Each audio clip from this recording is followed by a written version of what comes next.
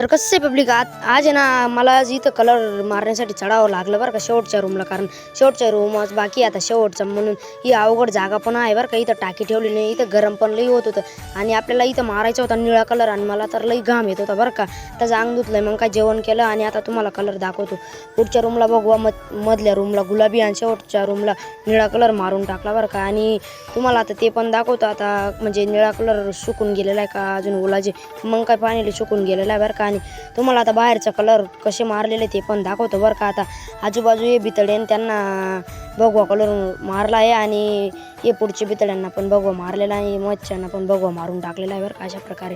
आणि तुम्हाला आता ते पण दाखवतो आपल्या तुळशी वृंदावनला कोणता कलर मारला. आता तुळशी वृंदावनला पण निळा मारलेला आपल्या मम्मीनं. हा कोटा बघा, कोटा म्हणतात, तुमच्याकडे काय म्हणतात तेवढं कमेंटमध्ये सांगा. आणि ह्या कोटाला पण सिल्वर कलर मारून टाकला बरं का अशा प्रकारे. आणि भगवा कलर तर बघा कसा आहे. आणि मग काय आपल्या भांडे बिंडे रचण्याचं काम चालू आहे. मग काय उपस पोतळी आणि रस भांडी असंच चालू आहे आमच्याकडं. आणि हे बघा अशा प्रकारे आता भांडे रचण्याची पण सुरुवात झालेली आहे बरं का ही बघा. आणि माझ्या दिदीच्या लहानपणीची बातुकली सापडली बरं का ही बघा. म्हणजे